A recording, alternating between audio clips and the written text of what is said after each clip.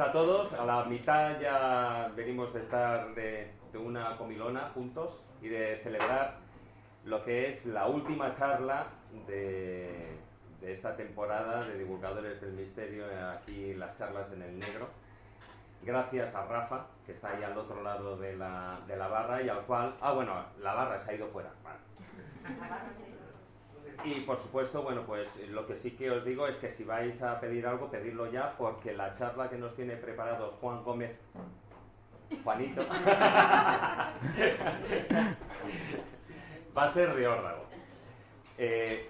Yo recuerdo cuando yo lo conocí, habíamos hablado alguna ocasión, pero yo lo conocí cuando precisamente le otorgaron con este libro, que todavía no había visto la luz, pero sí que estaba presentado en el concurso, y cuando le otorgaron el tercer premio Enigmas, ¿no?, del libro. Curiosamente, bueno, fue un encuentro que yo diría sumamente grato, porque fue así con permiso de tu mujer, fue un flechazo. Y que, fíjate, a mí me pareció además el libro un tema muy bonito, una bonita forma de expresar y de explicar algunos de los misterios, porque más que nada de enfrentarse a ellos, ¿no? Porque siempre hablamos pues de ciertos tipos de fenomenologías o de arqueología o de ciertos tipos de misterios más relacionados con el mundo paranormal u otros mucho más relacionados con la religión, como veremos a lo largo de la charla o del libro que se puede ver, o de la propia historia, pero enfocados desde el punto de vista de que el hilo conductor sean precisamente las cuevas, me pareció sumamente atractivo. Y a fe que es así. Es así porque, bueno, a lo largo de todo el libro, pues uno va descubriendo cosas nuevas dentro incluso de casos que, bueno, pues que uno había leído y había conocido a lo largo de su vida. Yo no me voy a enrollar mucho más porque seguro que incluso los que nos hemos leído el libro, cosas que nos va a contar Juan esta tarde, pues nos van a sorprender. Y lo que sí que pediré es que para las preguntas lo dejemos todo para el final. Porque, bueno, yo el primero, lo siento. Si ellos no preguntan, yo te voy a acribillar a preguntar. Bien, bien, bien. Os dejo con Juan. Muchísimas gracias. Bueno, pues muchas gracias a todos, gracias por estar aquí, gracias por honrarme con vuestra presencia. Yo siempre digo una cosa, y es que cuando alguien decide marcharse de su casa, seguramente que tendrá un montón de cosas que hacer, todas ellas sumamente importantes e interesantes, y decide ir a un lugar a ver qué es lo que alguien que seguramente no conoce tiene que contar, pues eso ya pues merece un absoluto respeto, ¿no? Así muchos de vosotros no os conozco y habéis decidido venir aquí para ver qué es lo que Juan Gómez, alguien que no conocéis, que solo quizá ya por referencia, pues qué tiene que contar acerca de las cuevas y sus misterios. Yo lo primero que tengo que dar, así, casi el aplauso yo a vosotros, porque viniendo a ciegas puede que os llevéis algún que otro susto. Yo espero que lo disfrutéis, sobre todo, e intentaré, desde luego, la primera regla ante estas cosas no aburrir, ¿no? Agradecer desde luego a Divulgadores del Misterio, a David evidentemente, a MJ, a Fede que está por ahí y a todos los que desde luego forman parte de este equipo increíble que han hecho posible y el honor, en mi caso, de cerrar estas jornadas, ¿no? Dicho esto, dicho lo cual, sin enrollarme mucho, me gustaría adentrarme en las cuevas. Cuevas que quizá pudieran ser cuevas como esta, ¿no? Y uno puede pensar que habitar no exactamente el interior de las cuevas, porque si nos vamos a épocas muy remotas, descubriremos que los antiguos ancestros, esos primeros pobladores, no habitaban en el interior directamente, sino que lo hacían al abrigo de lo que era o lo que es la visera de las cuevas, es decir, la parte exterior, ¿no? Y eso lo vemos ahora, fijaos bien, como algo, pues eso, arcaico, primitivo, diría yo. Y sin embargo me gustaría haceros una pregunta que no quiero que respondáis, sino que os respondáis a vosotros mismos, ¿no? Y es el hecho de cuánto tiempo a lo largo de vuestra vida habéis y probablemente paséis en sitios encerrados como este. Esto, donde estamos, no deja de ser una cueva. Es cierto que es una cueva construida por nosotros, es una cueva tecnificada, pero es una cueva y nuestra especie, desde que nacemos hasta que morimos, por cierto, nos meten en un ataúd y nos entierran, lo hacemos en el interior de una cueva. Necesitamos ese abrigo, este abrigo, y lo hacemos todos los días durante toda nuestra vida, desde el trabajo hasta la casa, hasta el coche.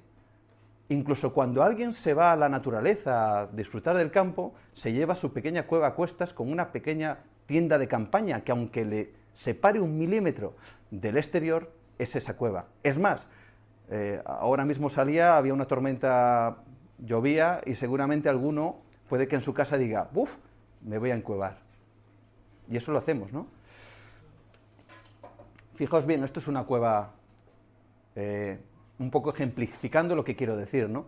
Una cueva natural, es un lugar, ¿no? Pero si nos fijamos en nuestra especie y lo que hacemos, nos damos cuenta que hacemos cosas similares. Seguimos viviendo en cuevas y lo hacemos durante casi la mayoría de nuestra vida.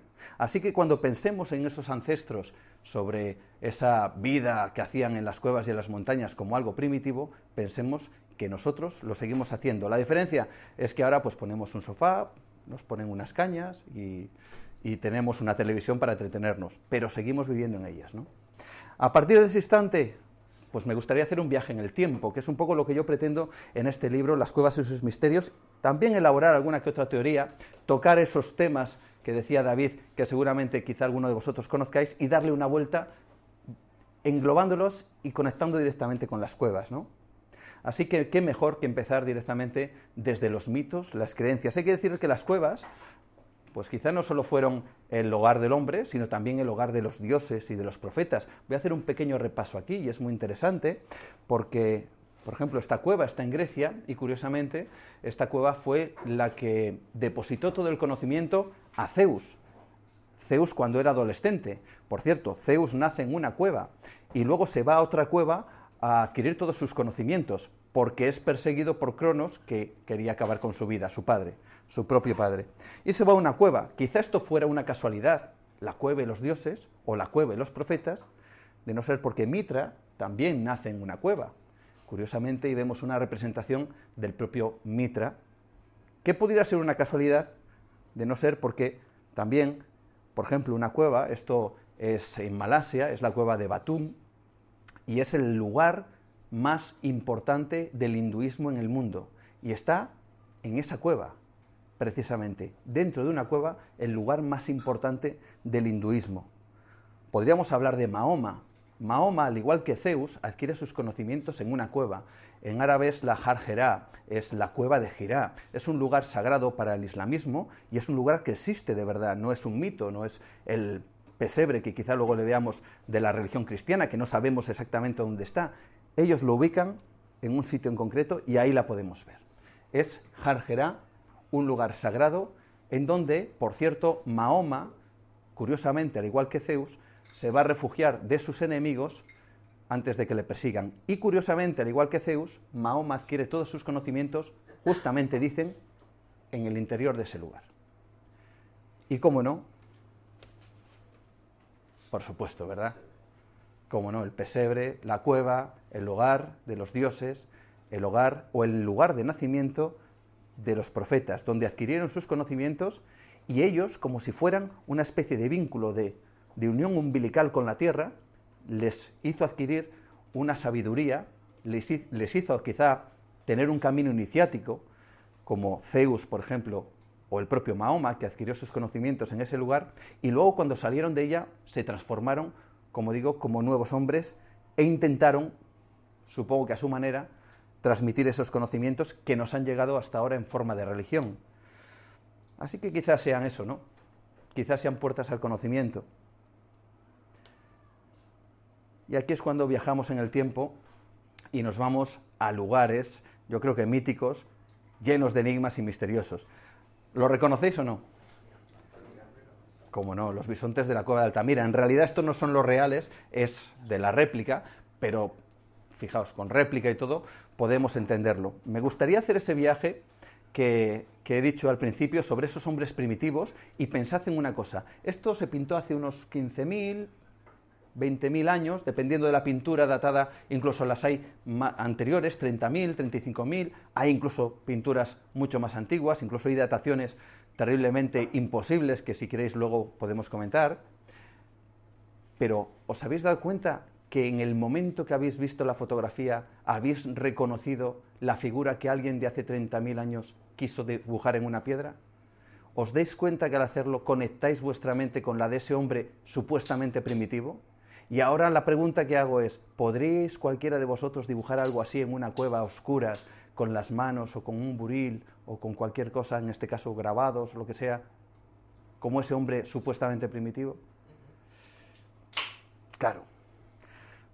Lugares, las cuevas, que vieron los primeros albores del hombre, el primer conocimiento, el primer forma o expresión artística o simbólica, y lo hicieron, quizá lo dejaron porque no hay más restos hallados, pero lo hicieron en las cuevas, y uno cabe preguntarse por qué, ¿no? ¿Por qué hacían eso y en las cuevas? Esta es una pintura reconocible, estaba en las manos, ¿no?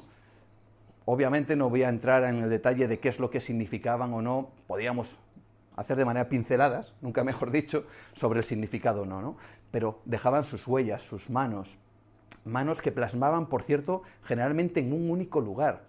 Es cierto que de vez en cuando hay manos sueltas en algunas cuevas, pero en la mayoría de ellas las manos, tanto en positivo como en negativo, están en un punto en concreto de las cuevas, solo en ese punto, como si realmente ahí hubiera algo, como si la piedra de ese punto de la cueva reflejara, como dice o como decía el tristemente desaparecido José de las Heras, el que era el director de las cuevas de Altamira, o el Museo de Altamira hasta hace bien poquito, pues decía que quizá eran puntos donde ellos veían algo, puede que una entrada a otro mundo.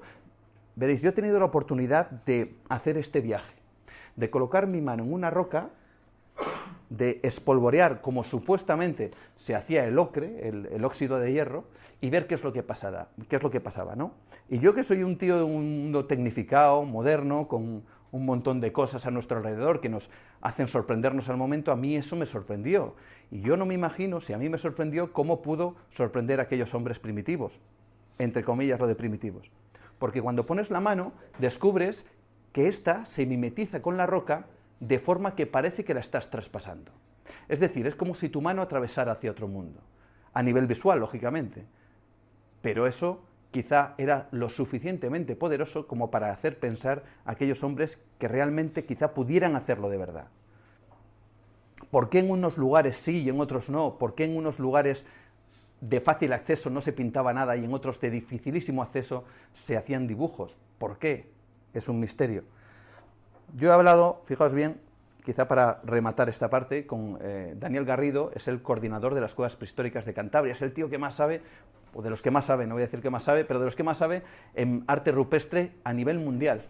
Y él siempre me dice que él jamás querrá saber qué es lo que significaban, porque sería perder la magia, ¿no? En definitiva, de estas pinturas. Pinturas, algunas de ellas increíblemente extrañas. Otra cosa que mucha gente no sabe es que la mayoría de ellas no sabemos qué es lo que significan. Vemos bisontes, vemos uros, vemos ciervos, pero esas son las menos. Hay más de estas que no tenemos ni idea de las otras que sí reconocemos. ¿Qué es lo que significan? Esto, por cierto, está en el techo, en la cueva del castillo. Yo hago un capítulo especial y específico de esto, para que veáis que es muy difícil entrar en una cueva, adentrarse 100, 200, 300 metros con la luz de una vela de tuétano, que no deja de ser más que una pequeña luz de un mechero o una vela, ponerse tumbado sobre una repisa de piedra y empezar a pintar cosas que aparentemente a nosotros no nos tenía sentido, a nosotros, pero el caso es que para ellos sí. Querían transmitir algo, no sabemos si un lenguaje, no sabemos si una expresión chamánica, si una llamada a la naturaleza, o si algo, que en esto todos se ponen de acuerdo, algo que veían de verdad. Porque si algo que dicen los expertos es que los antiguos primitivos, insisto, estos hombres del Paleolítico pintaban lo que veían. Así que la cuestión es, si uno lo toma de manera literal, qué es lo que veían para pintar esto, ¿no? Dicen que estos hombres también dibujaban sus miedos. Es curioso interpretar que dentro de la pintura paleolítica, o dentro de los grabados, también nos encontramos con lugares lo más profundo generalmente de la cueva, en donde hay seres antropomorfos, figuras extrañas que igualmente no entendemos cuál es su significado. Fijaos bien, os acordéis de los bisontes de Altamira, los podíamos reconocer al momento, pero al mismo tiempo existen otras figuras que no sabemos qué es lo que significan. Encontramos estos seres extraños que dicen los expertos, ojo, no lo digo yo, no es Juan Gómez, periodista, el investigador que de allí se le ha ocurrido decir esto, lo dicen cualquier antropólogo y cualquier prehistorador, que lo que pintaban al fondo de las cuevas, y generalmente eran estas figuras, era porque querían esconder aquello que más miedo les daban. ¿Acaso veían esto? Esto es en la cueva de Casares, extrañas figuras, seres antropomorfos, pero que desde luego contrastan radicalmente con los detalles que podemos observar, por ejemplo, en un bisonte donde es reconocido, y aquí no sabemos exactamente qué es lo que veían o lo que significaban. Entonces uno, y aquí vienen esas teorías que obviamente salen y saltan a la palestra, es decir, bueno, pues eso es que ya está. Ya está. Venían los extraterrestres y les dibujaban. Seguramente que muchos piensan eso y hay muchos, y yo, ojo, no me pongo a ello, no me opongo, pero quizá teniendo en cuenta la gran cantidad de tiempo que ha transcurrido desde esos primeros albores del hombre, los pocos datos que conocemos y sobre todo los descubrimientos arqueológicos que nos van diciendo que hay diferentes especies de humanos y estos se van descubriendo a lo largo y ancho del mundo, quizá estuviéramos ante algún tipo de especie pues que todavía no se ha descubierto, algún tipo de homínido, algo que realmente también les diera miedo. Pudiera ser, aunque también pudiera ser esta visita extraña y especial, ¿no? Como dicen algunos. Y yo me planteo esta posibilidad. Digo, vale, vamos a plantear esta posibilidad. Alguien viene, nos visita y nos ofrece los conocimientos. Dioses antiguos, quizá, fijaos, sentados en sus sillas que tienen la misma altura sentados que los humanos, supuestos los adoradores del dios. Este, si se levantara, seguramente sería mucho mayor. Una representación que está en la mayoría de las culturas, por cierto, en muchas de ellas sentados, en donde claramente hacen una diferencia de la gigantesca altura de esos dioses, quizá como una mera representación de que realmente eran dioses, y no algo físico, sino algo más, algo más simbólico. Pero el caso es que está representado, como vemos, el dios sentado, si se levanta, fijaos que tiene la misma altura. Así que vamos a elucubrar con una idea, una teoría loca sobre esos dioses antiguos que llegaron algún día, y dicen algunos que nos ofrecieron el fuego del conocimiento, el mito, y quizá de esos conocimientos imposibles. Bien, y ahora cambiamos de tercio un poquito, porque quiero que recordéis esas pinturas de Altamira. Pudiera ser que tuvieran unos conocimientos ya extraños, imposibles desde luego para alguien que fuera primitivo. Bien, ¿sabéis dónde están las pinturas de los famosos bisontes de Altamira? ¿En qué lugar están de las cuevas? Están arriba en el techo, ¿no?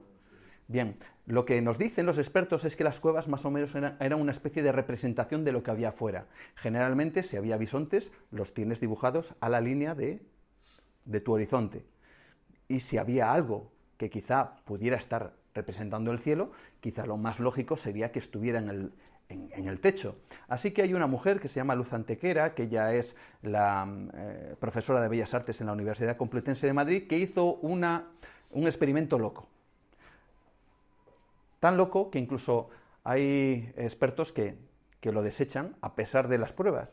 ¿Veis? Esto es Altamira, esto es en el techo.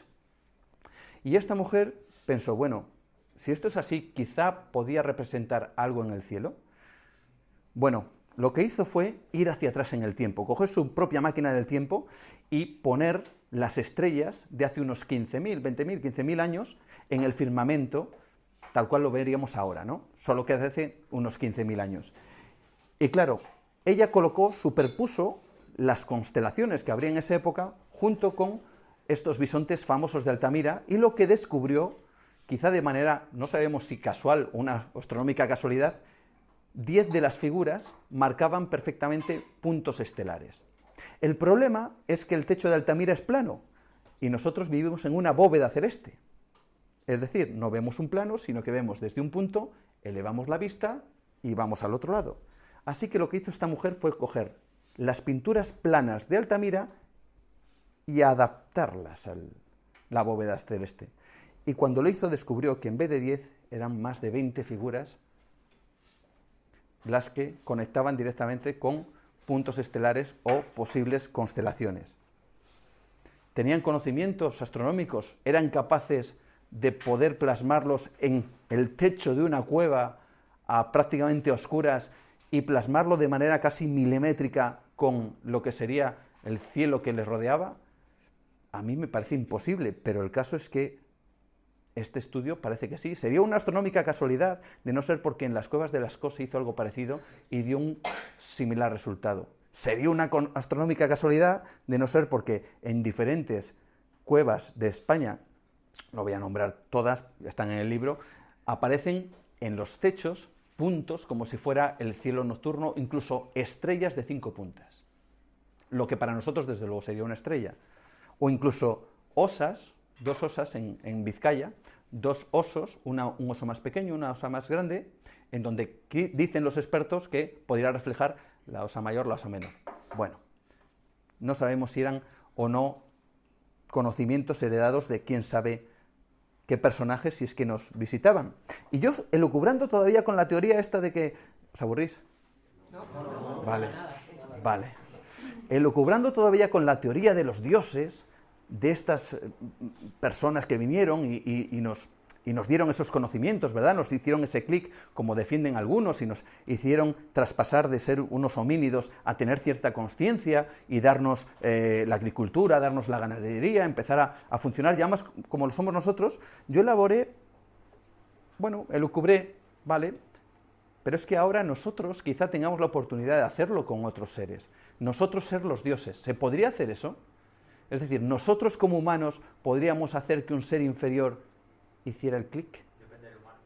Depende del humano que supiera, claro, evidentemente. Depende del dios. Ha habido dioses terribles. Y depende del ser, ¿no? Fijaos bien, hace 45.000 años, esta palabra no es mía, o esta frase no es mía, es científica. Le llaman el gran evento. Los científicos le llaman el gran evento. Hace 45.000 años algo nos ocurrió como especie. Algo que nos despertó, algo que hizo que empezáramos a pintar, que empezáramos a crear, que empezáramos a convertirnos en lo que aparentemente nos hace más humanos. Os voy a hacer un viaje más en el tiempo y es el siguiente. El resto de Homo sapiens sería nuestros ancestros exactamente igual a nosotros, se descubren en Marruecos hace 300.000 años. Es la última datación que tenemos. Pero no generamos nada artístico, como por ejemplo las pinturas de Altamira, hace 45.000. Así que tenemos a un ser, que somos nosotros, en un ancho de banda de 260.000 años, en donde no hemos hecho nada. ¿Vosotros os imagináis que desde hoy hasta dentro de 260.000 años nadie dibuje, nadie pinte, nadie escriba, nadie haga películas, nadie... ¿Os imagináis eso? Que de repente todo... tal. Hay gente que no lo hace, nunca, ya lo sabemos, ¿eh? Hay gente que no lo hace, pero de repente hace 45.000 años, como una especie de ¡pam!, saltó lo que la ciencia llama el gran evento y que no sabe explicar. ¿Podríamos hacer nosotros eso con otra especie? Os quiero presentar a una amiga, esta, se llama Guasó. Guasó es una amiga que dice la ciencia que ha sido la única capaz de comunicarse con un humano siendo no humano. Con Guasó se hizo un experimento y es que se le quiso hacer ese gran evento, ese gran salto. Se la cogió desde muy pequeña y con un trabajo muy elaborado de 2 psicólogos, lo que hicieron fue tratarla como una humana, a niveles extremos. Siempre intentando de comunicarse con ella con lenguaje de signos, pero de manera normal.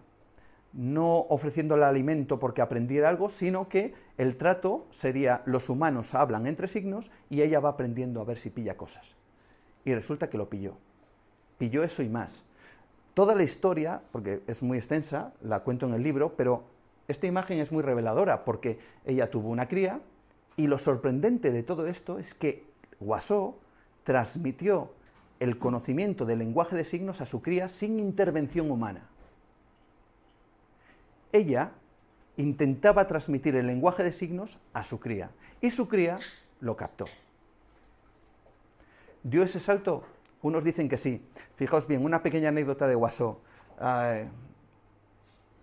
Guassó tenía un vínculo muy grande con una psicóloga y esta tardó mucho tiempo en visitarla, y fue porque tuvo un aborto. La psicóloga tuvo un aborto y claro, estuvo hospitalizada, ¿no? Y cuando fue a visitar a Guassó, Guassó estaba terriblemente enfadada porque no había venido a verla, ¿no? Y entonces, con lenguaje de signos, la cuidadora le dijo lo que había pasado, que había perdido un hijo. Y veréis, los chimpancés, que por cierto solo nos depara un 1% del genoma entre el chimpancé y el humano, nosotros, solo hay un 1% de diferencia, pues ella consoló a su cuidadora diciéndola yo llorar, como diciendo yo empatizo contigo, ¿no? Lo curioso es que los chimpancés no tienen lagrimales, así que lo que estaba expresando era un sentimiento, era un salto que pasaba del animal a lo más cercano al humano. Cuando Guassó murió, la hija de esa mujer, que luego tuvo un hijo, o tuvo una niña, la hija dijo, se ha muerto, no mi mascota, se ha muerto mi hermana. Bueno, ¿cómo os quedáis? Fuerte, ¿no? Bueno, quiero presentar a un buen amigo, él se llama Luis Alfonso Herrera, él es un personaje muy conocido en México, pero también elucubró con la idea de, ¿cuántos de vosotros habéis oído también como teoría el hecho de que ha venido una civilización de vaya usted a saber dónde, ha transformado nuestra genética y ha habido una mezcla entre dioses y humanos y hemos aparecido nosotros? Todos, ¿no? Mitología, ¿no? Aunque sea en la mitología, ¿no? Bueno, pues nosotros ya como estatus casi cercanos a los dioses, más que a los animales, podríamos hacer lo mismo. Así que cogemos a ese chimpancé, que el solo 1% de diferencia con respecto al hombre, y vamos a intentar hacer lo mismo. Y este quiso hacerlo. Este buen hombre incluso hizo un tratado, vais a ver aquí algunas páginas de su tratado, en donde elucubraba con esta idea, el hacer un híbrido, un humancy, que dicen los ingleses, entre humano y chimpancé, un humancé, ¿vale? Y incluso dibujó cosas como esta. Él le llamaba los pequeños negritos y se supone que los iba a utilizar sobre todo para los trabajos más terribles y costosos de la época. Hablamos de finales del siglo XIX. Y este hombre, claro, pensemos en la ciencia de esa época, ¿no? Y esto forma parte de sus tratados, ¿veis? Híbrido, no sé si se lee muy bien, híbrido, fotografías superpuestas, chimpancé, hombre. No lo consiguió, pero no lo consiguió porque la ciencia de la época no se opusiera, sino todo lo contrario, porque la religión en esa época se impuso, ¿no? Incluso llegó a utilizar algún que otro chimpancé desde Estados Unidos en algún zoológico que finalmente no consiguió llevar a buen término su obra. Cuento muchos más detalles y cómo acaba este hombre sus últimos días, que es totalmente rocambolesco, aunque es muy conocido en México, ¿eh? Este hombre también es muy conocido, pero era mucho más siniestro, Ilya Ivanovich.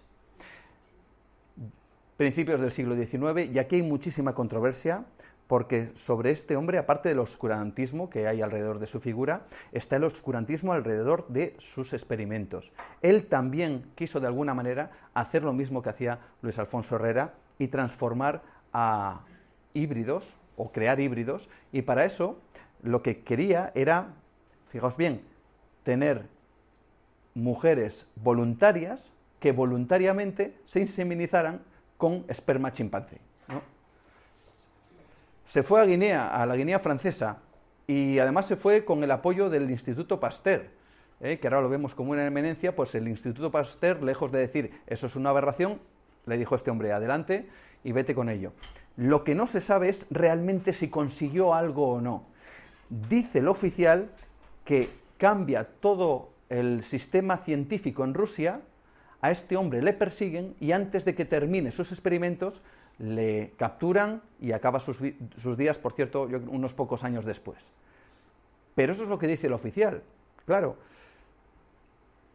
lo que ocurre es que hay testimonios, ejemplos, incluso que han llegado hasta nuestros días, sobre supuestos ya personajes aparecidos de este pelo. Yo cuento algunos. Yo aquí, por ejemplo, os presento a este, Zenda. Zenda era... Esto no está en el libro, esto es un regalín, ¿eh? ¿Vale? Esto es exclusivo para vosotros. Zenda era supuestamente un ser que vivió en el Cáucaso. Estamos hablando de principios del siglo XX, que coincide con los experimentos de Ilya Ivanov, y dicen que era esto. Esto es una representación artística, ¿eh? de esta figura.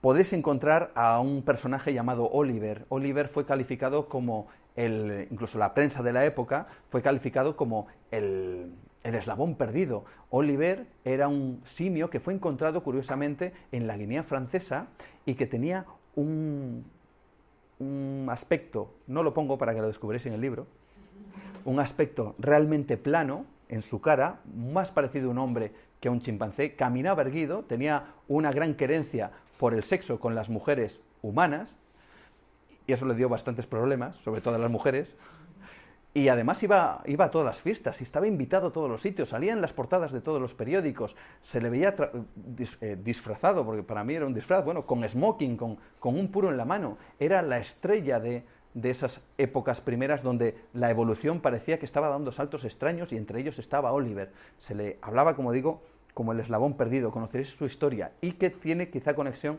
con ese hombre Ilya Ivanov. Y en España, no se lee, pero os lo leo yo. Madrid, martes 3 de enero de 1989. Según el magistrado M. Calcerrada, el PSOE aprueba una ley, el PSOE, cuidado que vuelven, una ley por la que se podría intentar la fecundación de chimpancés hembras con espermatozoides humanos.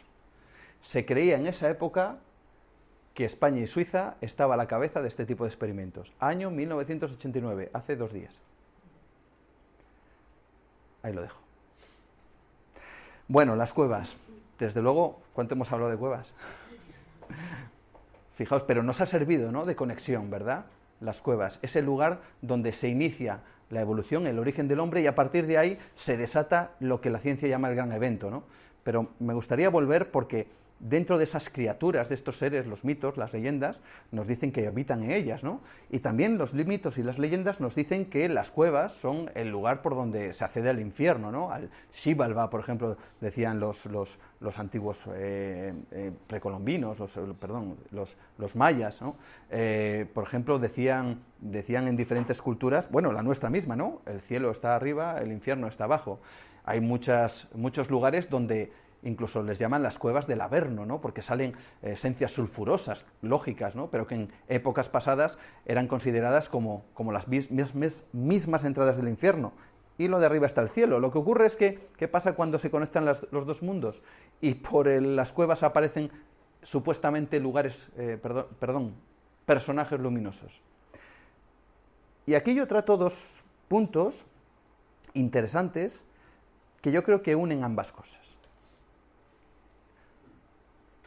Cuevas y vírgenes, qué curioso, ¿no? Las cuevas como lugar del inframundo, donde nos van a quemar a todos, y al mismo tiempo es lugar donde aparecen vírgenes, o donde se colocan vírgenes, ¿no? Aquí tenemos una, aquí tenemos otra, cueva de Covadonga, por cierto, Covadonga. Incluso hay lugares donde en la cueva no entran más vírgenes. Fijaos, esto es en Chiribiche, esto está en Venezuela. Fijaos, entornos cavernarios donde lo que se hace es meter a seres divinos, ¿no? Cuando justamente parece que nos han dicho siempre lo contrario, ¿no? Abajo está el infierno, arriba estaría el cielo. Así que uniendo esas 2 cosas, tenemos a Lourdes, la gruta de Massabielle, si no recuerdo mal. Bien, este lugar, que es sagrado, evidentemente, para la cristiandad, donde va un montón de gente a lo largo del año y donde se creen que hay todo tipo de prodigios y de milagros, pues esto sucede a mediados del siglo XIX a una pobre pastora prácticamente analfabeta llamada Bernadette Soubirous, y esta mujer dice ver a la Virgen. Lo que ocurre es que aquí se junta el cielo y el infierno, al menos para ella, porque lo que para otros era una auténtica bendición divina, para ella se convirtió en un auténtico infierno. Curiosa virgen esta, que lo primero que hace es pedir a sus feligreses o a sus devotos que se empobrezcan para construir una capilla, que luego se convierte en una iglesia y que luego esa iglesia casi se convierte en una basílica. Curiosa virgen esta, que pide a su más férrima devota que prácticamente esté en ayunas siempre y que la procese pleitesía divina, en este caso, al 100%. Curiosa virgen esta, que hace brotar aguas milagrosas para que se cure la gente y al mismo tiempo deja que su propia, por cierto, esta es la basílica, al lugar donde hace más de 90 años que no vuelve, no ha llegado, dijo que la construyeron esta y lo debe tener para de milenio en milenio, debe venir por aquí. Curiosa virgen esta, que hace que esta mujer finalmente muera entre estertores, con una tuberculosis ósea de caballo que le producían terribles dolores y con un tumor en la pierna que prácticamente la devoró. Así que, para ella, en vez de cielo, más bien se convirtió en un infierno. Quizá como el de estos niños, los pastores, ¿verdad? Nos vamos a Fátima.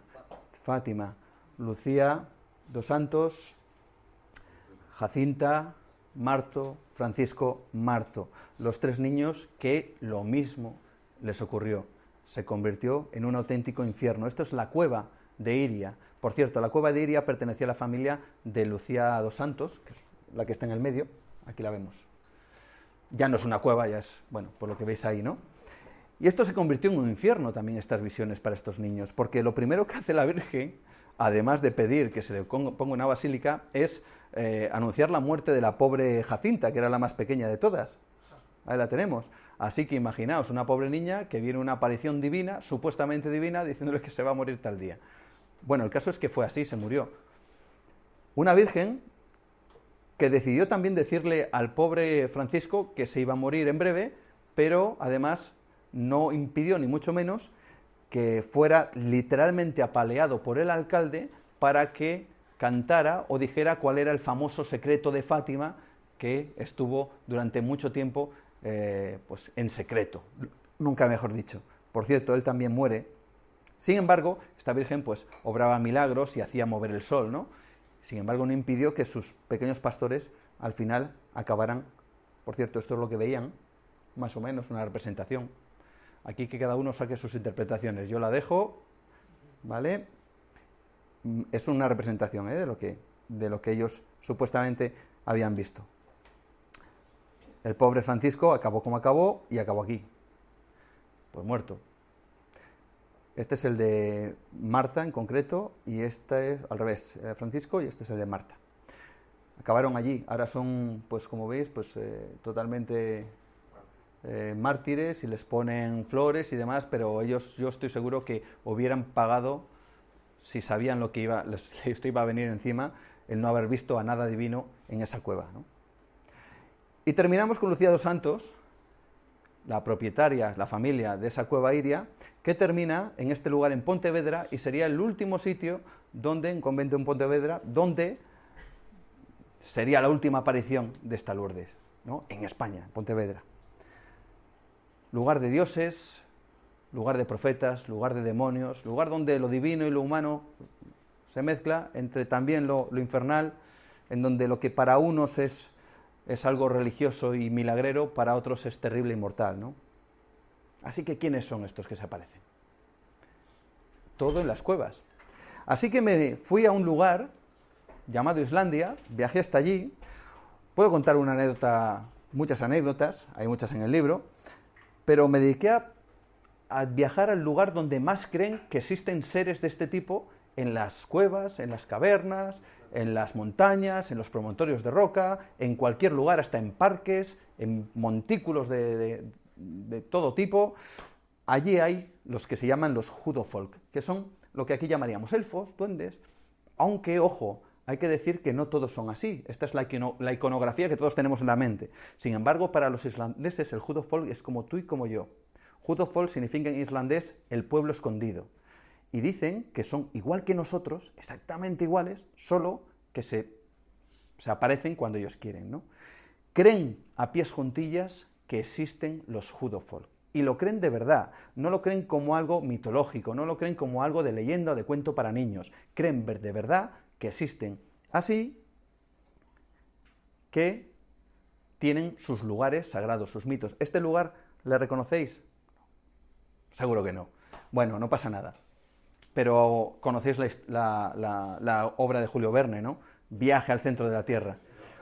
El volcán, este es el volcán, el Snaffles. Ahí coloca Julio Verne su entrada al centro de la Tierra, y no sería por casualidad, sin duda alguna, porque Julio Verne escribía por la noche, pero de día se dedicaba a recorrer las bibliotecas y a atesorar todo tipo de conocimientos, y quizá atesoró el conocimiento de que en ese lugar, justamente en Islandia, había de verdad para los islandeses un centro a otro mundo, ¿no? Pero fijaos cómo creen en ello, que hay incluso un mapa en donde veis cada uno de los puntitos que hay ahí. Es un mapa oficial, del gobierno islandés, no es de uno que ha puesto ahí un portal en internet. Ahí se marcan los puntos exactamente donde se han visto estas criaturas. Criaturas de todo tipo, y cada colorcito que veis es una criatura diferente. Esto es como el Google Earth, lo veis así, pero cuando lo ampliáis se acerca más y hay todavía muchísimos más puntitos por allí. Lo creen a pies juntillas, incluso hasta el punto de que estos promontorios de roca, las carreteras las desvían, porque creen, ¿lo veis aquí? La carretera hace una curva y sigue, desvía esto, porque creen que esto es un alfol. Un alfol en islandés significa algo así como una casa de los duendes, un lugar donde habitan estos seres. Y como lo creen de verdad, y creen que habitan en las cuevas, en las montañas y en lugares como este, evitan destruir ese mismo lugar. Incluso se llegan a encadenar. Yo no sé si os imagináis estar en Madrid, que el ayuntamiento abre un parking y cuando ya tiene todas las obras hechas y toda la tierra removida y todo sacado, de repente llegan 4 locos, se encadenan y dicen: no, tenemos que parar las obras, que aquí viven duendes. Ahora os imagináis que el ayuntamiento de Madrid sale la señora Carmena diciendo: vamos a parar las obras, efectivamente viven duendes. Bueno, pues eso pasa en Islandia. El gobierno sale y dice: efectivamente, aquí viven duendes y tenemos que desviar todas las obras. Eso lo hicieron en un parking en Reykjavik, pero esto lo encuentras por toda Islandia. Esto es una muy buena reflexión que a mí me hizo entender que nosotros como humanos no somos los dueños de la tierra. No podemos ir a los sitios y decir: por aquí hago la carretera por mis santas narices, porque como todo esto es mío, ya está. Me hizo entender que para los islandeses la tierra pertenece a otras criaturas invisibles y que para ellos son reales. Y el lugar donde habitan hay que respetarlo. De la misma manera que a nadie le gustaría que un bulldozer atravesara su casa solo porque a alguien se le ha ocurrido que por allí tiene que pasar su pasillo. Y ellos lo creen de verdad y nos dan una lección al respecto. Un lugar donde habitan estas criaturas, pero donde también habitan otras. Este es Axalbjörg. Yo fui en busca de la cueva de lo que eran conocidos allí como el Drauger. Os explico rápidamente. Axalbjörg es el único asesino en serie que tiene Islandia. El único. No ha habido más. Allí hay un asesinato cada 3 años, cada 5, cada 10. Y es una conmoción cuando alguien mata a alguien en Islandia, una absoluta conmoción. Así que este hombre, Axalbjörg, es, no voy a decir que una estrella, pero es casi como una especie de anécdota, un asesino en serie en Islandia. Hablamos del siglo XVI, a caballo, XVI-XVII. Y hay un problema en Islandia porque ellos creían que era un Drauger. Un Drauger en islandés significa el que camina de nuevo. Era un demonio, un diablo, que se había metido en la piel, en el cuerpo de Axalbjörg, le había animado y le había hecho cometer ciertos crímenes en ese lugar, con su hacha. Por eso hoy le vemos con el hacha.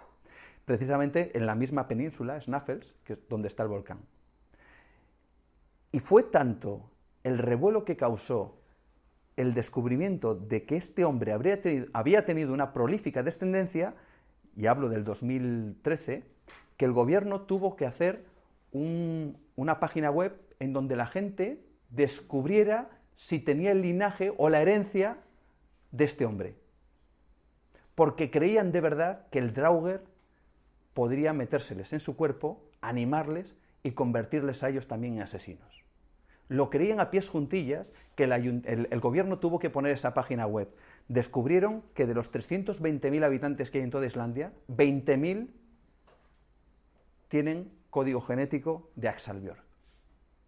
O sea, aquí hay 20.000 personas acojonadillas en Islandia, pensando que cuando se mueran va a venir un Draugr y se los va a calzar. Y ellos creen que existe de verdad. Y yo fui en busca de este Draugr a una cueva, porque hablamos de cuevas, ¿verdad? ¿Seguimos bien? Sí. Vale.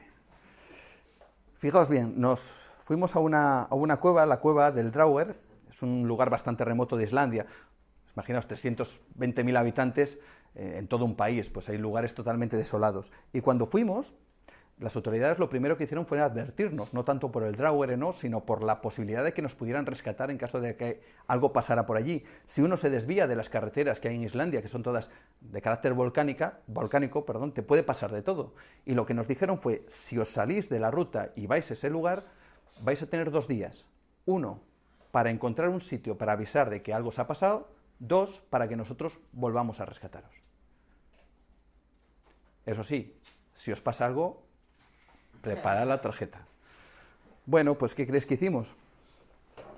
Pues nos fuimos. Nos fuimos. Entramos, un grupo de personas, en esa cueva.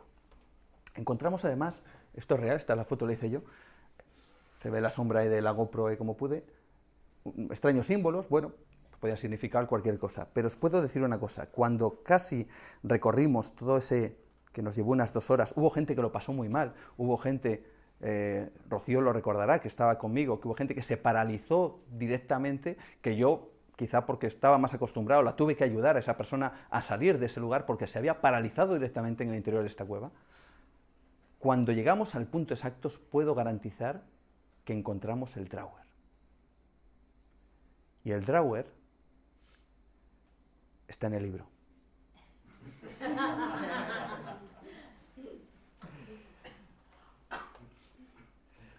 Fijaos, ¿qué tiene que ver esto con el Draugr? Bueno, pues esto es quizá para simbolizar lo que comentaba antes, ¿no? El cielo y el infierno, la vida y la muerte, lo divino y lo terrible.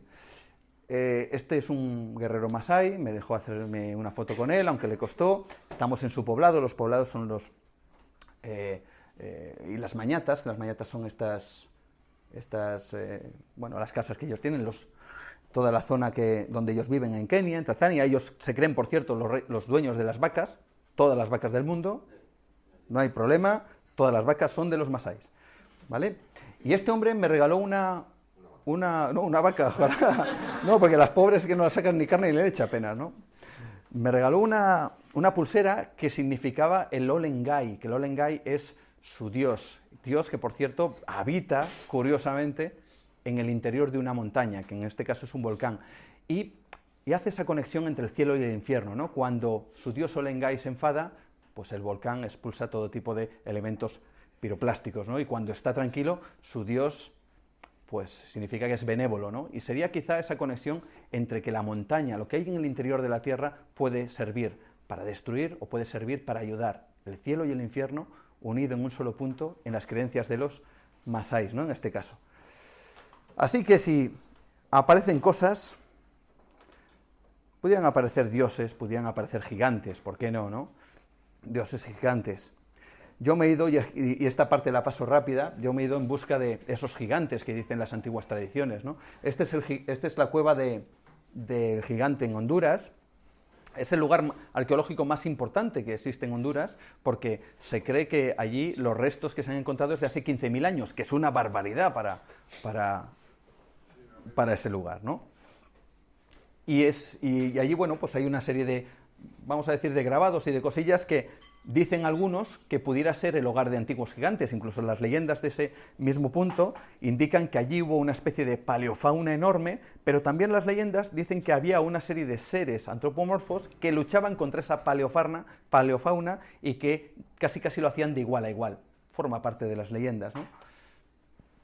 A no ser que nos encontráramos con cosas como esta. Y aquí es cuando indago en si las cuevas pudieron ser lugar no solo de habitabilidad de hombres, de dioses, sino de gigantes. Este es un extracto de lo que pude rescatar de un periódico, el San Antonio Express, acerca de un supuesto descubrimiento de un enorme, vemos aquí, cráneo de gigante. Claro, ahora mismo con internet y todo eso, ¿quién no ha visto una de esas imágenes en donde sale una excavación y se ve un cráneo de grande como esta habitación y unos pobres señoritos ahí. Bueno, pues lo que ocurre es esto. Está publicado en el año 1940. Había publicaciones anteriores. Lo que pasa es que para indagar sobre esto era muy complicado. Menos con esta. Año 1940. Dice el artículo que la Universidad de Texas, la de Austin, se puso directamente en contacto con este tipo de personas que habían entrado allí y que habían sacado estos restos, ¿no? Así que yo dije, mira, yo no puedo ir a Austin, a Texas, no tengo tiempo, pero sí les voy a llamar. A ver qué hay de cierto en estos gigantes, ¿no? Y ellos me hablaron de una cueva. Me hablaron de diferentes historias y una de ellas era la cueva de Lovelock. La cueva de Lovelock que contaba la historia, la leyenda de unos gigantes pelirrojos.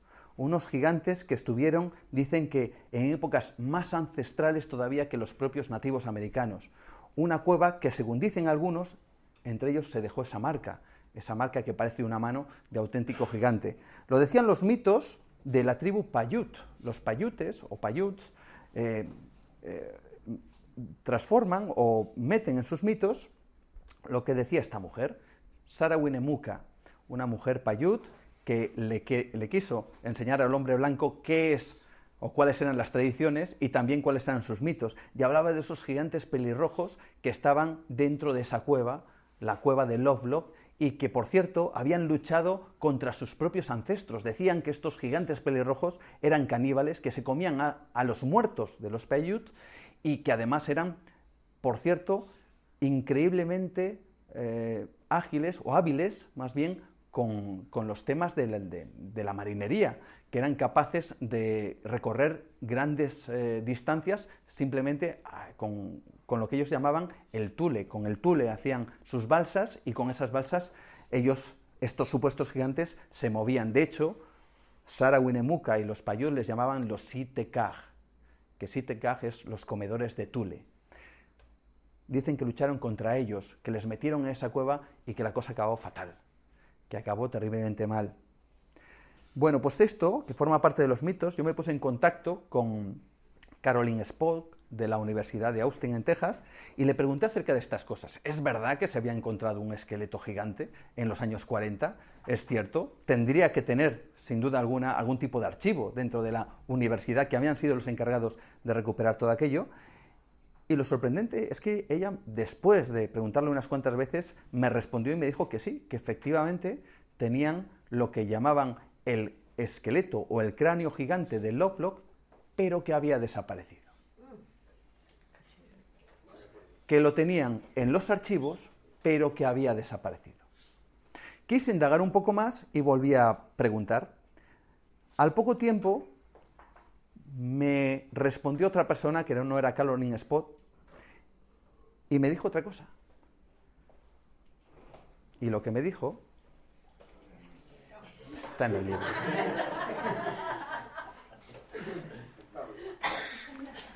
Así que si se aparecen, ¿os aburrís? No. Si se aparecen, también puede haber desaparecidos. Estamos ya en la última parte. No sé cómo voy de tiempo, no sé si voy bien o voy mal. ¿Vamos bien? Bien, ¿no?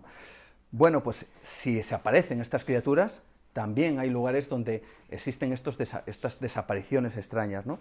Me gustaría viajar porque en el libro no solo hablo de estas cuevas, digamos, que podemos ver en las montañas, sino cuevas artificiales que fueron creadas por el hombre. Y esta imagen es brutal. Voy a ir un poquito rápido con esta parte de los desaparecidos en las cuevas. Año 1941, Leningrado. El sitio de Leningrado. Leningrado significa la ciudad de Lenin, igual que Stalingrado significa la ciudad de Stalin. Así que en el año 1941, Hitler y las tropas nazis querían dar un golpe encima de la mesa sobre la moral de los rusos, destruyendo, cómo no, la ciudad de Lenin. Qué mejor manera, casi a nivel moral, como digo. Así que intentaron atacarla por todos los medios. Lo que no se esperaba a Hitler y las tropas nazis es que los 3 millones de personas que había en Leningrado se enfrentaran a ellos. Así que Hitler decidió hacer algo terrible, algo que convirtió Leningrado en un infierno, y fue cercarlo, hacer que nada entrara ni saliera de Leningrado, hacer que ninguna provisión, nada de lo que pudiera dar vida a esas 3 millones de personas, pudiera entrar allí. Y lo hizo, lo consiguió. Veréis, durante 900 días, casi 3 años, Leningrado, como digo, fue un infierno en la tierra. Los cadáveres, y esto es una fotografía real y de Leningrado, se apilaban directamente en las calles. La gente ya no tenía fuerzas para enterrarlos porque significaría enterrar a alguien, gastar energías que prácticamente no tenían. No había alimentos, no había comida, la gente se comía literalmente el papel de las paredes, adulteraba el pan con serrín y hacía todo lo posible por comer algo que prácticamente no tenían. Y cuando ya no había nada que comer y las calles estaban llenas de cadáveres, la gente se comía a los muertos. Iban por la calle y aquel que había caído se le arrancaba la carne y se lo llevaban para casa. El problema es que cuando ya no había muertos que comer, se comían a los vivos. Había verdaderas hordas de personas en Leningrado que calle en calle iban a la caza del hombre para matar a aquel que se presentara por delante, para matarle y para comerle.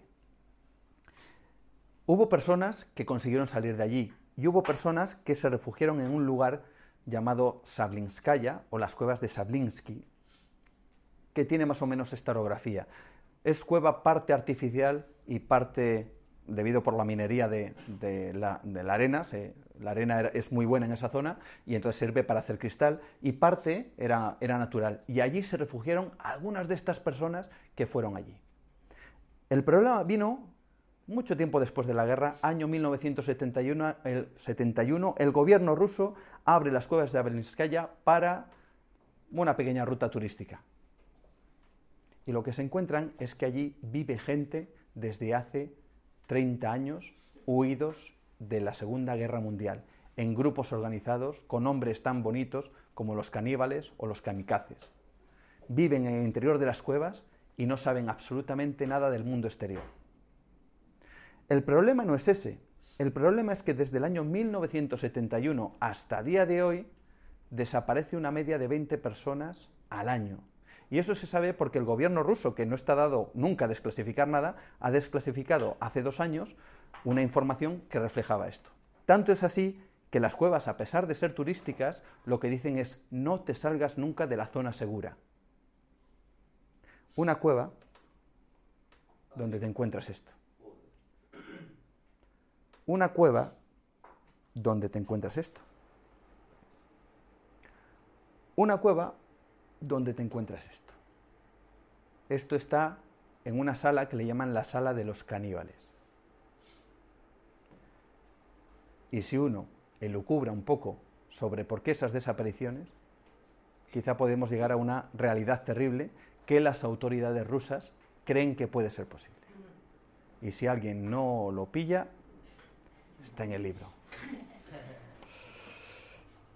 Prácticamente ya casi a punto de terminar, la última historia, bueno, no la última, desaparecidos, podemos seguir, ¿eh? Este hombre se llama Kenneth Beach. Este hombre también desaparece, fijaos bien. Este hombre forma parte de un vídeo, esto es un fotograma de un vídeo que aparece en internet, en YouTube. Y este hombre aparece diciendo que ha encontrado una cueva, él le llama la cueva M, estamos hablando de Nevada en este instante, nos vamos desde Rusia hasta Estados Unidos para que veamos que misterio y cuevas está en muchos puntos y de maneras diferentes unidos. Ese es el desierto de Nevada, que el desierto no es de arena, sino que son así. Y hay muchas minas además, desde la época del Far West, pues muchísimas minas, sobre todo de búsqueda de oro y demás minerales, ¿no? Y este hombre, acostumbrado a ir de cueva en cueva y de mina en mina, encuentra una que le llama a la cueva M y él mismo se graba y dice que algo le ha ocurrido allí. Que dentro de esa cueva, justo cuando ha ido a penetrar para conocer qué es lo que había allí, una fuerte vibración le ha sacudido todo el cuerpo y él no se ha atrevido a entrar.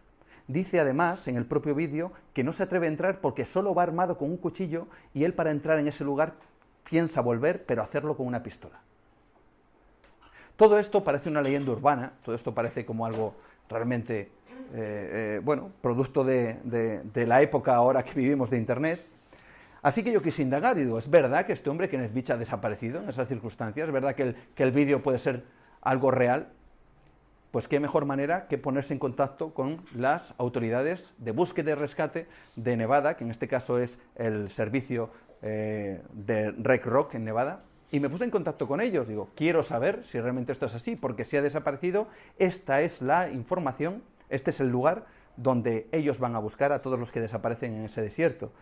Bueno, pues cuando yo pensaba que todo esto formaba parte de algo viral y que no existía, desde el servicio Red Rock de Nevada me dicen que efectivamente Kenneth Beach ha desaparecido, que habla de una tal Cueva M y que a día de hoy no saben nada. Me dan detalles, incluso el servicio de rescate me comenta que encontraron su teléfono móvil en la boca de una mina, solo que cuando introdujeron una cámara, las minas en Nevada están en el suelo, no son las típicas bocas que nos podemos imaginar, metieron una cámara, pero allí no había nada, y tenía la suficiente profundidad como para haberse matado de haber estado allí. Así que solo tenemos, dicen desde el servicio de rescate, así me lo informaron, solo tenemos su teléfono móvil y no tenemos nada más. Me llegué a poner en contacto precisamente con la propia novia de Kenneth Beach, que ella misma me confirmó que estaba muy afligida, que todavía estaba esperando y que, bueno, pues algún día esperarían encontrar la pista de su desaparición y sobre todo la pista de esa cueva, la Cueva M del cual él habla en ese vídeo. Un vídeo en el cual hay comentarios de personas que le animan a volver, comentarios de personas que le dicen pues que interesante, pero hay un comentario más. Hay un comentario con un mensaje de advertencia en ese vídeo. Y ese mensaje está en el libro. Está en el libro. Última historia de desaparecidos. ¿Qué tal? ¿Bien? Nos vamos porque en el libro no solo hablo de las cuevas típicas que uno se puede imaginar, sino también hay cuevas debajo del agua, cuevas submarinas, hay agujeros azules también. Este es el agujero azul de Dahab, un sitio increíble que está en Egipto, justo en la parte oriental de Egipto, y además es un sitio lleno de misterio, pero por desgracia llena de muerte. Nos estamos poniendo un poquito más tensos ahora, ¿eh? Porque este lugar, que es idílico para los buceadores, es un lago azul, es un agujero azul, uno tiene que bajar, hay como una especie de codo de roca y uno tiene que volver a descender tras atravesar ese codo, tiene que volver a ascender. Bien, el problema es que hay mucha gente que baja, no encuentra el codo por donde sube y sigue bajando. Oficialmente 42 muertos, porque son los que se han encontrado. Extraoficialmente más de 100. Todos los que no se han encontrado. Es un lugar que tiene esto, placas, lápidas, de todos aquellos que han fallecido o desaparecido en ese lugar.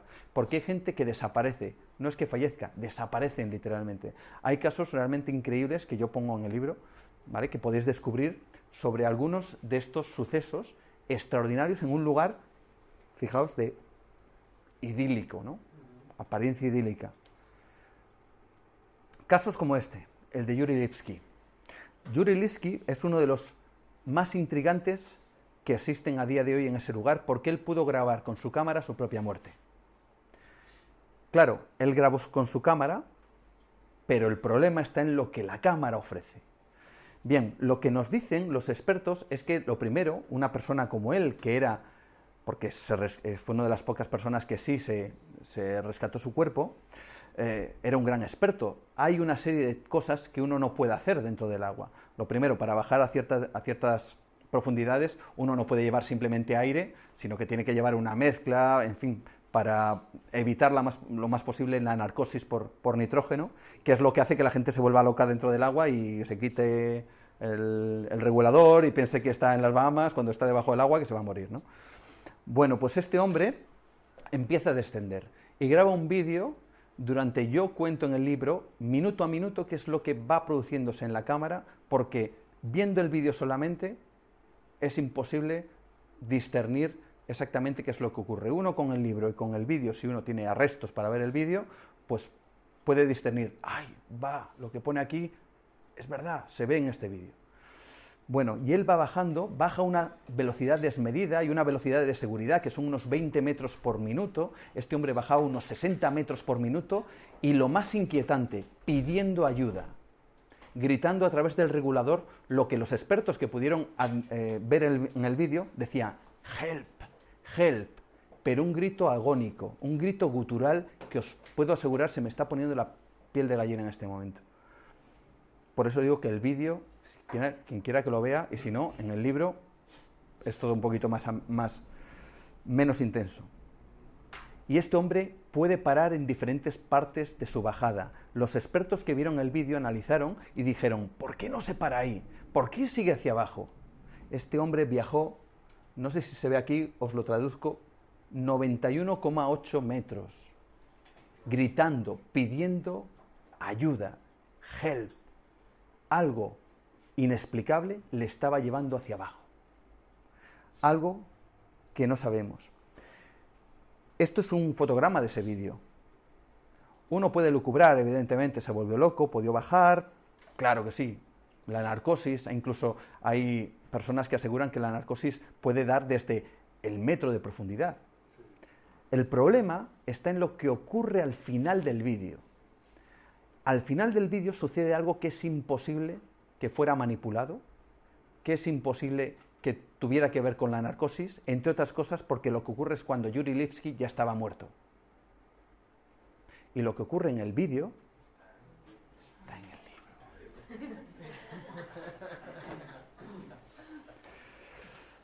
Si alguien no se entera y alguien baja a ciertos lugares, se puede encontrar carteles como este. Parar. Pone, primer hecho, más de 300 buceadores, incluido experimentados en aguas abiertas, instructores, han muerto en cavernas como esta. Segundo, necesitas un entrenamiento para bucear. Necesitas tener un entrenamiento y un equipamiento específico para cavernas. Cuarto, sin ese entrenamiento específico y sin ese equipo, los buceadores pueden morir. Este es el mejor. Te puede pasar a ti. Pero este es bueno. No hay nada en esta cueva por lo que morir. No vayas más allá de este punto. Y si nadie entiende inglés, tenemos una señorita que te pone el dedo así y unos buceadores pues muy majos ahí muertos, ¿vale? Bueno, en definitiva, ya con esto prácticamente termino. Las cuevas sirven para muchas cosas. Lugares de poder, lugares de conocimiento, lugares que han servido incluso para el hombre, ¿no? Rápidamente, y paso en este tramo final, 5 o 10 minutitos como mucho, la cueva de Sedequías en Jerusalén, la cueva de Sedequías. Esto que vemos aquí, dicen algunos que eran las columnas del templo de Salomón. Hay incluso, y dicen los masones que tienen precisamente en esa cueva como su centro neurálgico, que estuvo creado el templo de Salomón con las piedras de este mismo lugar.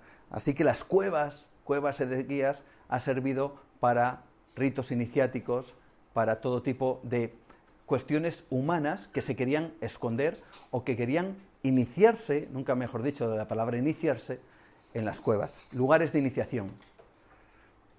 Esta es una iglesia rupestre, esta está en Cantabria, y lo que se hacía era ocultar la cristiandad cuando estaba totalmente perseguida, pues en cuevas.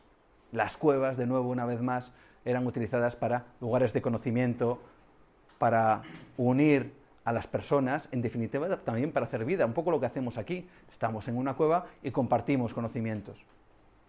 Además, en todos los lugares del mundo, ¿no? Nos encontramos, ¿no? Estamos en Petra, fijaos bien, qué mejor lugar, ¿no?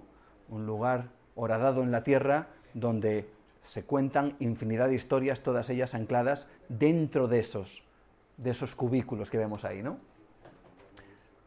O Meco, Alcalá Meco, también. Termino con esta, ya que estamos en Madrid. ¿Habéis estado en Meco? Alcalá Meco suena, Alcalá y Meco, ¿no? Pues Meco tiene esta maravillosa iglesia que casi es tan grande como veis, que casi parece una catedral, es la de la Asunción.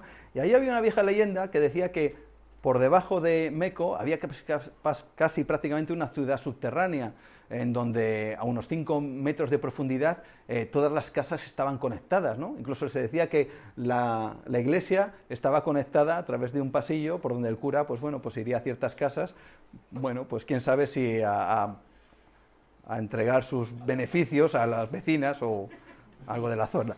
de la zona. Bueno, el caso es que hasta esta fotografía se ve muy mal, pero en el 2012 esta mujer que se llama Isabel Loeches, pues descubre que su terreno se hunde y encuentra lo que parecía que era un mito, pues una realidad, que Meco por debajo está horadado por diferentes cavidades y pasillos subterráneos, en donde incluso muchos de ellos habían sido previamente, luego ya hablando con vecinos, los vecinos le dijeron que ellos también habían encontrado eso, pero que lo habían tapado, incluso en convivencia con el ayuntamiento. Le dijo el ayuntamiento, no, mira, tapa eso, no queremos saber nada. El caso es que, como siempre hay leyendas, pues están las santas formas, ¿no? Las sagradas formas. En Alcalá se habla de las sagradas formas, es una historia realmente preciosa, pero se dice que estas formas, sería la hostia, pues eran sagradas, incluso milagrosas, porque no se pudrían. Pasaba el tiempo y no se pudrían. Hasta que llega precisamente la guerra civil y dicen que estas sagradas formas desaparecen. Y hay alguno que afirma que quizá en esas cuevas de Meco alguien las trasladó para protegerlas y bueno, pues ahí se quedaron en algún punto indeterminado de las cuevas, las grutas de Meco, así que lo tenemos aquí al lado. Si alguien quiere, se puede meter por allí, indagar, buscar, y si lo encuentra, pues os digo que es un auténtico tesoro. Y con esto voy a terminar con la última fotografía prácticamente. ¿Sabes dónde está esta foto hecha? La Luna. Hay cuevas en la Luna, me decía el otro día Miguel Blanco, ¿hay cuevas en la Luna? Y yo sí, hay cuevas en la Luna. Hay muchas cuevas en la Luna, esta es solo una de ellas, pero esta fotografía la hizo la NASA, el LRO, porque elucubraba sobre algo interesantísimo, y con esto cerramos el círculo. Elaboraba la teoría de que si algún día el hombre viajaba a las estrellas y tenía que pasar por la Luna y establecerse, quizá una cueva sería el lugar donde comenzara su andadura en esas mismas estrellas. ¿Por qué? Porque nos protegería de la radiación solar y sería un lugar pues más o menos idóneo, ideal, ¿no?, para iniciar esa nueva aventura. Y es curioso cómo, casi cerrando ese círculo, las cuevas han sido las protagonistas, las que han sido testigos del albor, de ese gran evento que decían los científicos, de ese simbolismo, de esas primeras pinturas, de ese despertar del hombre en la Tierra, y puede que las cuevas se conviertan en las testigos del despertar del hombre en las estrellas. Muchas gracias.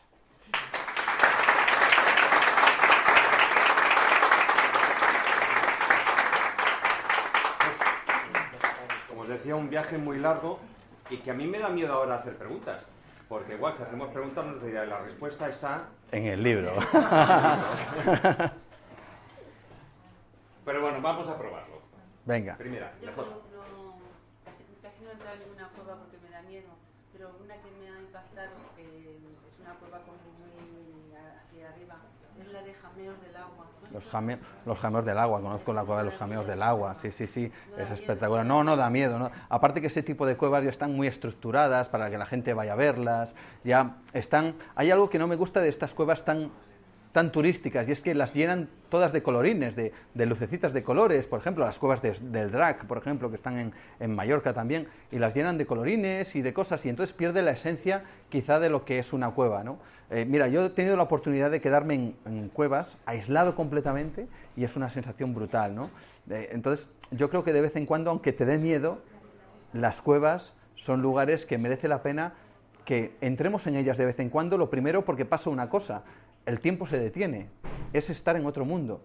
Cuando uno entra en una cueva, no ve la luz del sol, por lo tanto no tiene una apreciación de cómo varía el tiempo, y encima la temperatura siempre es la misma, da igual que haga 20 grados o 50 grados, bueno, 50 no, 30 grados fuera o menos 10, la temperatura siempre es la misma, por lo tanto uno no tiene la sensación de que el tiempo pase.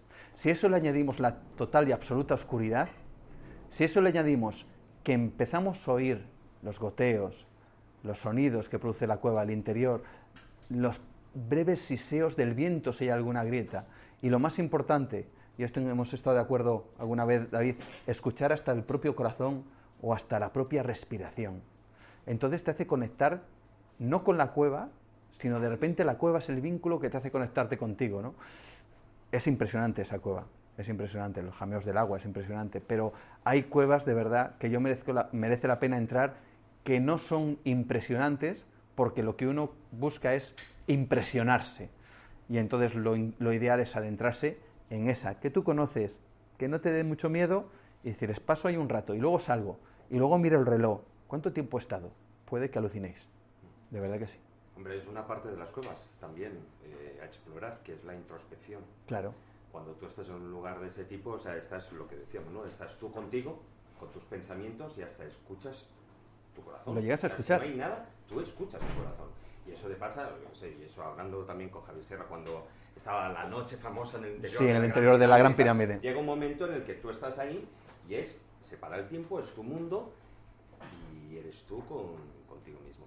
Por cierto, que ahora afuera también tenemos otra cueva, como la canción. Sí, que lleva la Virgen de la Cueva, ¿no? Hablo de la Virgen de la Cueva, por ejemplo, en el libro también, hablo de ello. Hablo de lo extraño, que además hay un cuadro, que es en el cuadro de Zurbarán, que se llama La Virgen de la Cueva, y es un cuadro muy extraño que plasmo en el libro, lógicamente, y lo describo, pues, lo enigmático de ese cuadro, del cuadro de la Virgen de la Cueva, ¿no? Que es un poco a reflejo de lo que hemos hablado de las apariciones de las vírgenes en cuevas, cuando se supone que las cuevas son lugares generalmente dispuestos para entrar en el infierno, en el inframundo. Pero sí, el entrar en una cueva y quedarte un rato, aunque sea un rato, es una experiencia absolutamente brutal.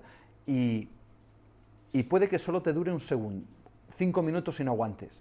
No pasa nada. Como decía antes, había gente que se ha paralizado en las cuevas y no iban ni para adelante ni para atrás, se quedaban en una esquina de las cuevas ahí y no había quien les moviera.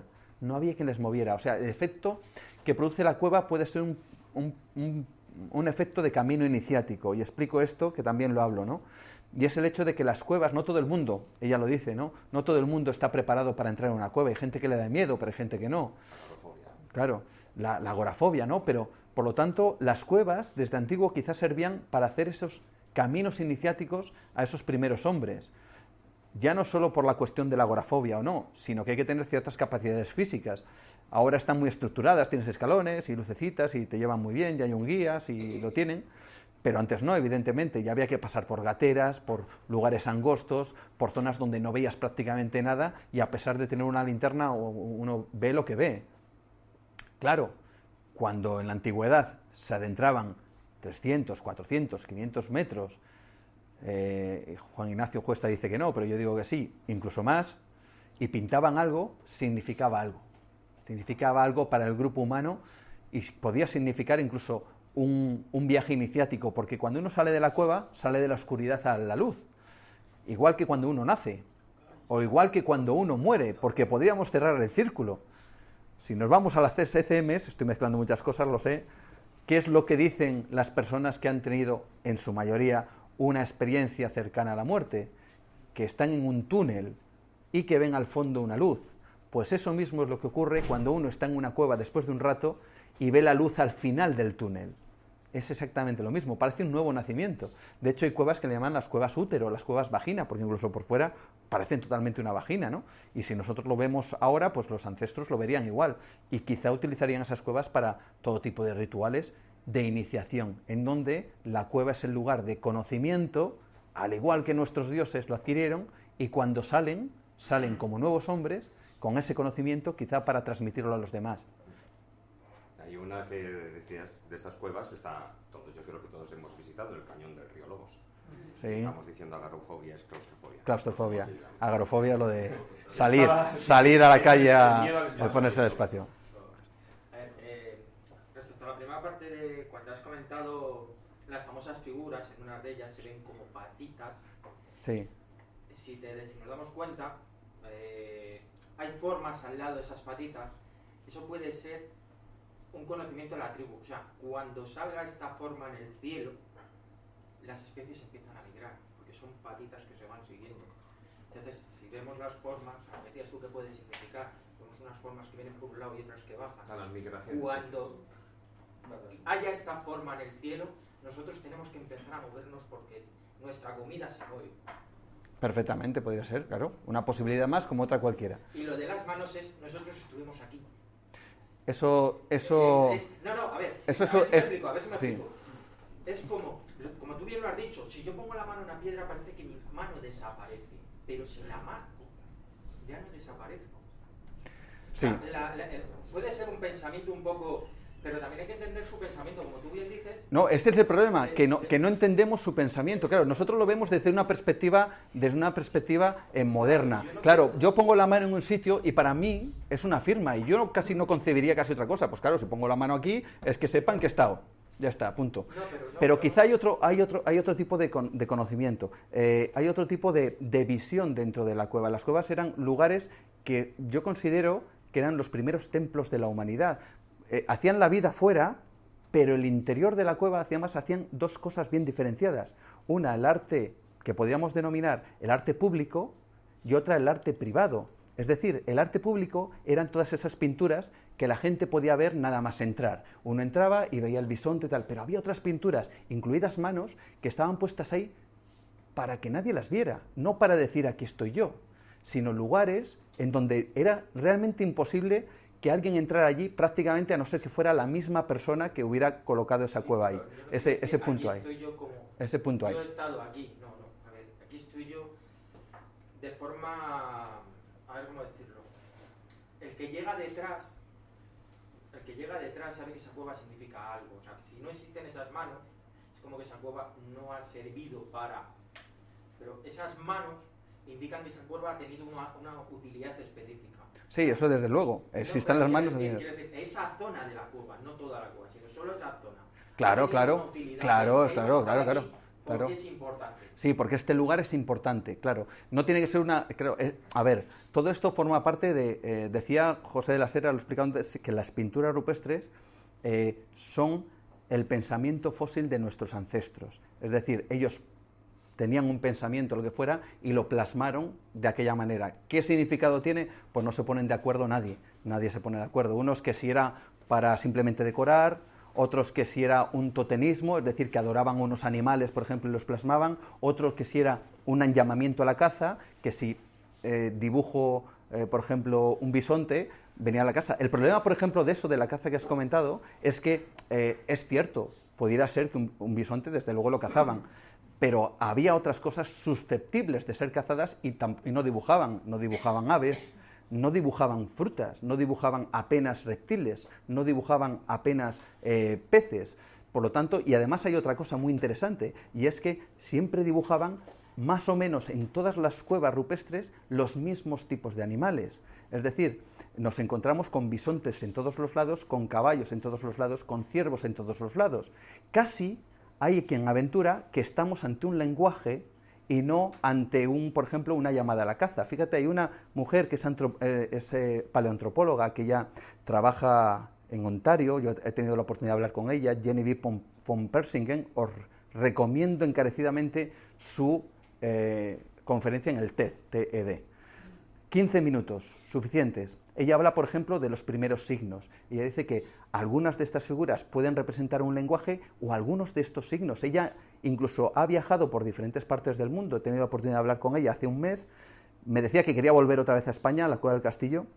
Y ella ha recopilado 32 signos comunes en diferentes partes del mundo, en diferentes cuevas. Lo cual ella lo que aventura es la teoría de que quizá estuviéramos hablando ante el primer símbolo o protolenguaje, un protolenguaje. Ya sé que 32 signos es muy poco para generar un lenguaje, o para generar un lenguaje a nivel general, porque son símbolos sueltos, es decir, no estamos hablando de símbolos que unidos pudieran formar algo. Parece un signo aquí, un signo allá, pero es cierto que todos son comunes. Pudiera ser una especie de protolenguaje. Incluso en la Cueva de la Pasiga hay algo que directamente se llama la inscripción, que parece literalmente pues como si alguien hubiera escrito algo, ¿no?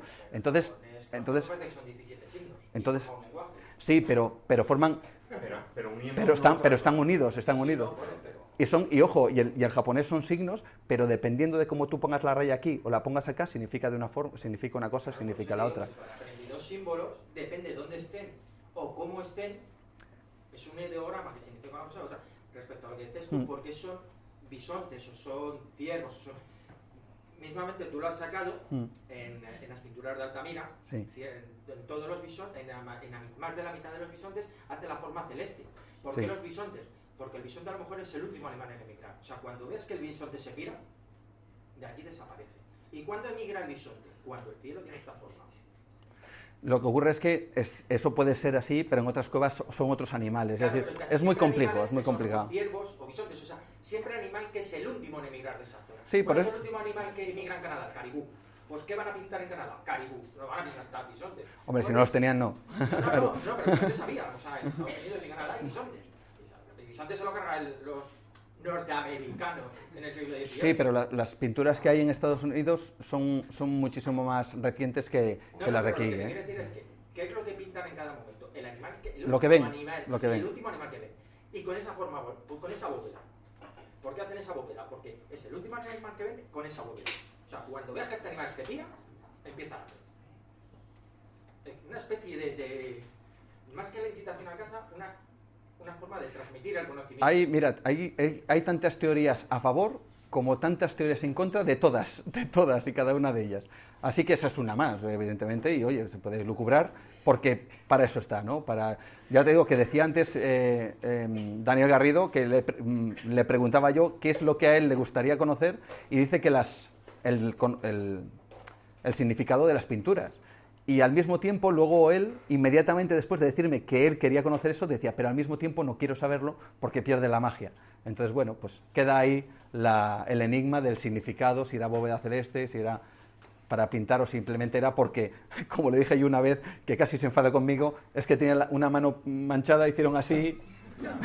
Y ahí lo dejaron, dice, como digas eso a la ciencia oficial te matan. Y yo, pues es que pudo ser, ¿no? No lo hago yo si me mancho. Y yo, pues eso es muy humano, ¿no? Pues lo que pasa es que también hay muchas manos y depende si la mano es el positivo o el negativo, Mano si positivo. es soplado o no es soplado, depende mucho. O si tiene o no dedos, que también eso es Claro, que hay algún un dedo que falla, que falta por ahí, aparentemente de forma deliberada, también como si fuera una especie de protolenguaje de signos.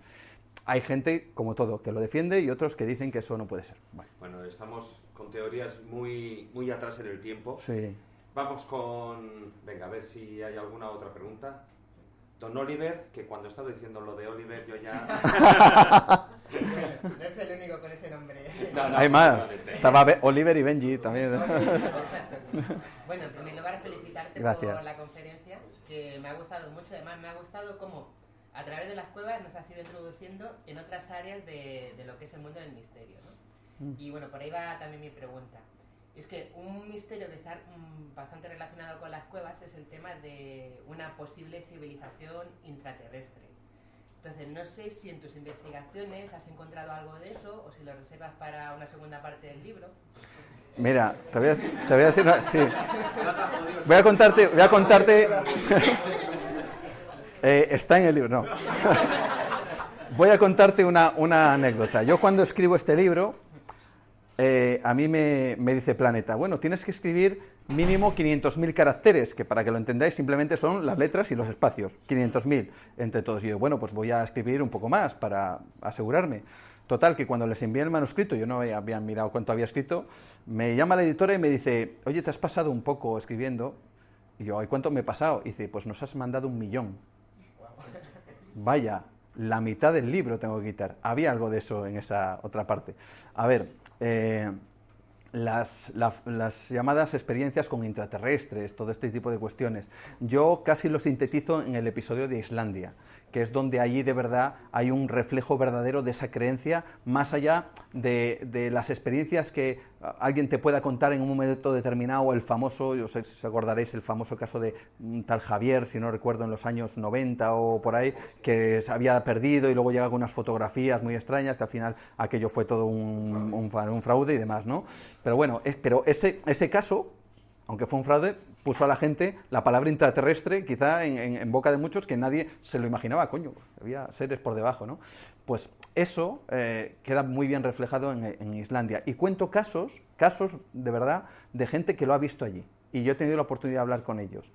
Profesores de universidad, gente que incluso, te voy a contar uno de los que recogí allí. Hay un pequeño poblado allí, hay un pueblo que se llama Elftown, pues el pueblo de los elfos, ¿vale? Directamente ya, para que veáis el grado de aceptación que tienen con estos seres intraterrestres.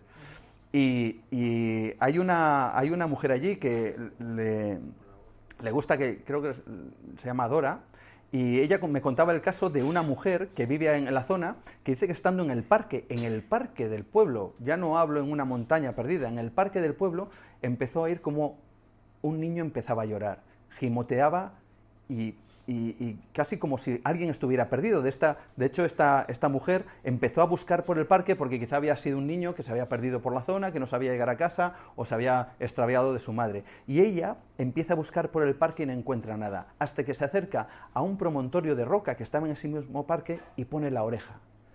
Y decía que estaba escuchando el gemido en el interior de esa roca. Dice que ella, un poco se asustó, luego se serenó y que quiso calmar a esa criatura, eso que fuera dentro de la tierra, calmarle un poquito para que dejara de llorar y que al final lo consiguió. Bueno, lo que cuenta es que va a su casa esta mujer y cuenta esta historia, pensando que se iban a reír de ella, pero lejos de que su familia se riera, dijera, claro, es normal, tú te has encontrado con un judofolk, claro, un judofolk niño que se habría perdido y tú lo que has hecho ha sido pues calmarle. Perfectamente normal, sí, sí. ¿No pensaron que podía ser un gatito que se habría metido dentro de la roca? No, un judofolk. Lo pensaron a pies juntillas. Incluso relato el caso de una española que vive algo muy interesante por esa zona. ¿Está en tu libro? Sí. No voy a desgranarlo todo. ¿Dudabas? ¿Acaso dudabas? Está en el libro, Venga, sí. una última pregunta. Pues ya es tardecito. Y si no, ahí lo dejamos para cerrar. Bueno, sí. Para cerrar aquí la intervención. Sí, pero no me lo des así atadito. Ahí está. Porque, además, bueno, has tenido nosotros hemos tenido el enorme placer de que nos dieras la última conferencia de la temporada. Ay, qué bonito. Ahí tienes Guau. el recuerdo para Qué que bonito. cuando escribas la segunda parte Bien. lo tengas ahí al lado del ordenador. Ah, qué bueno, pues muchas gracias, hombre, muchas gracias.